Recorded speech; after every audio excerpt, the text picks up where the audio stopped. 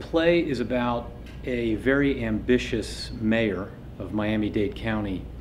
who is offered an opportunity to run for Senate in Florida. And the position of U.S. Senator in Florida is not just a powerful position, it's a uniquely powerful position because of Florida's place in the American political landscape. There are a number of things that stand in the main character, whose name is Joe Sanchez Fours, a number of things that stand in his way, some skeletons in his closet,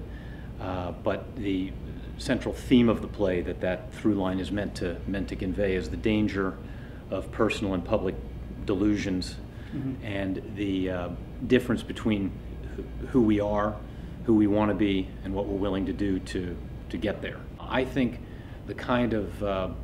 public airing of dirty laundry and the skirmishes we're seeing now between Charlie Crist and Marco Rubio, rumors that we've heard about politicians in the past, some of whom are believed to be extremely hypocritical in their behavior because they actually are gay, but they're against any kind of fair policy towards gay people. I think those things are universal. They happen all the time, and I think one of the things that I hope the play does is show us that the reason this guy is going through these really unpleasant struggles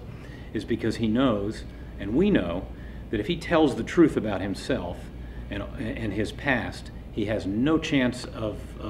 rational people electing him. I really set out to write a play about this really peculiar period in American history, which was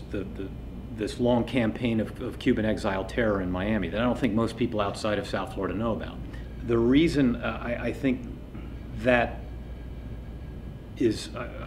a particularly interesting thing is because it contrasts so well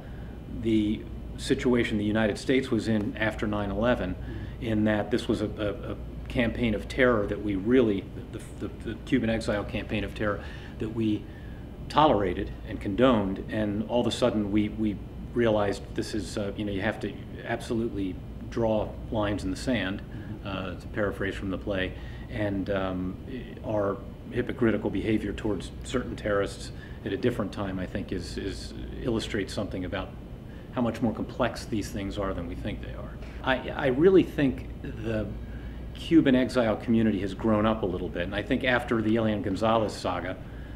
they started realizing that